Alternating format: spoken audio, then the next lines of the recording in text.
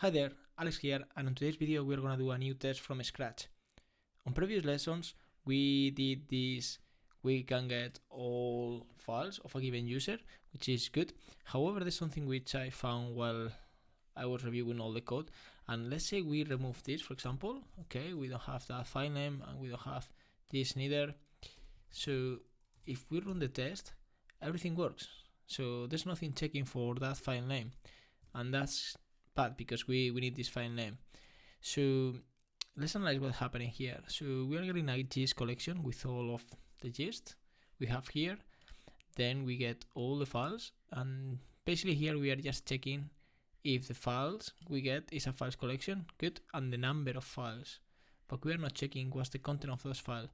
So that's what we are gonna fix today. We are gonna add a test which is gonna fail because we are not paying attention to this some file or two, whatever, and then we are gonna fix it using the test. So let's get a new function, public function test. We get the file names of the files retrieved. Okay, good.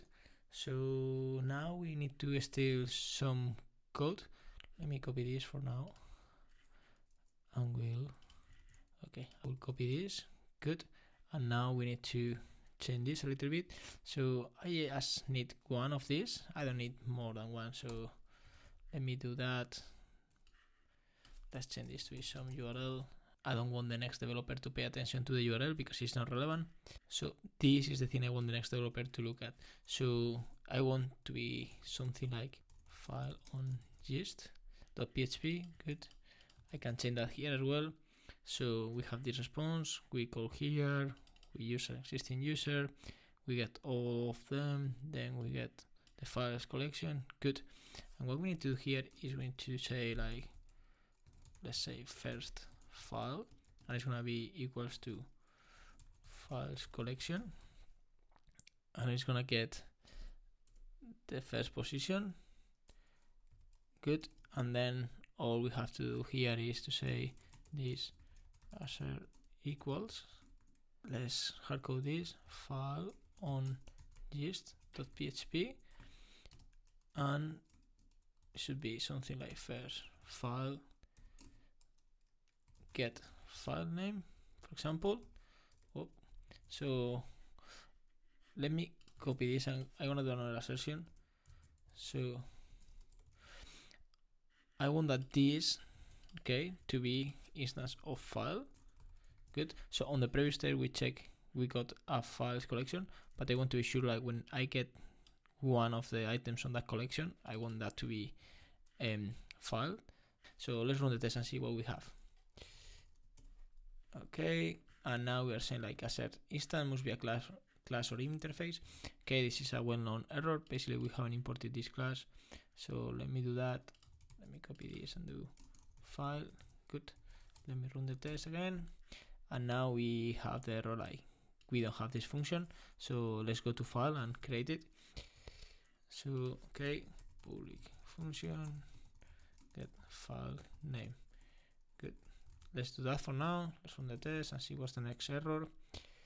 And now it's saying, like, it's getting a null, but it was expecting this.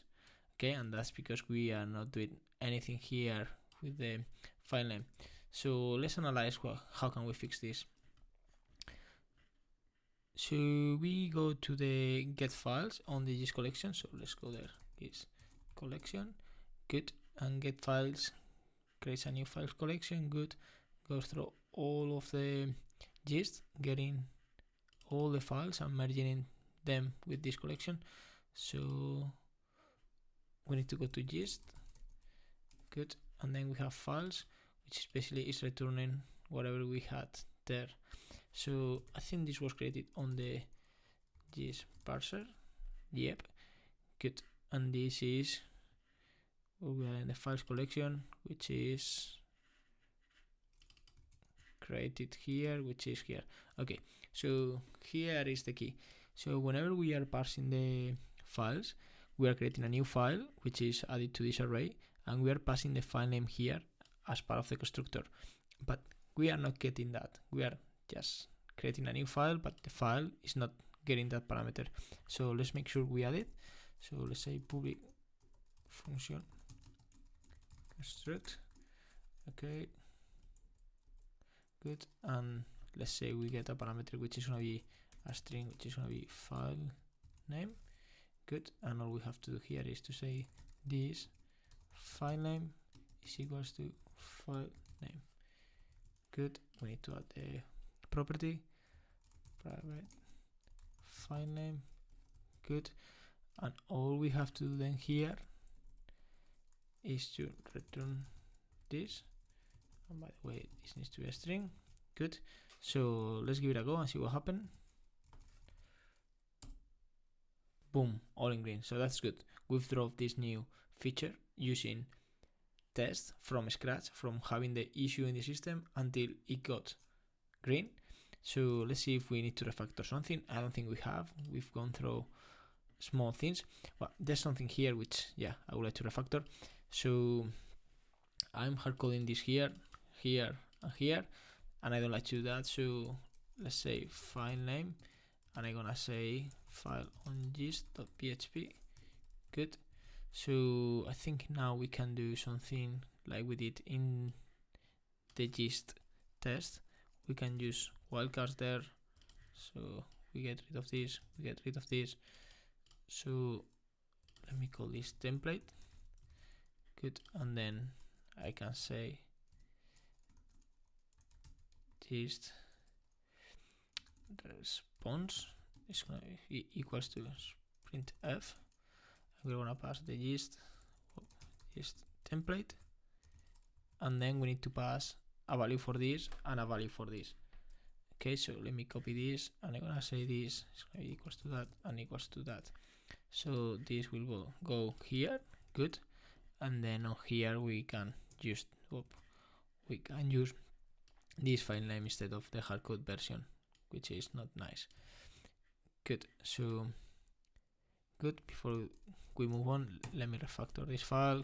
I had all this not properly aligned, so that wasn't PSR2 complaint. Yeah. Good. So let me run the test, verify we're still in green, and yes, we are. So let's do one thing. Let me add something more here to verify that that actually failed and that our test is actually working. And yeah, it does. So that's good. So let's revert this. And that's it for today's video. I hope you like it. It was a small one, but it had to happen. So thumbs up, leave me your comments, and see you on the next one.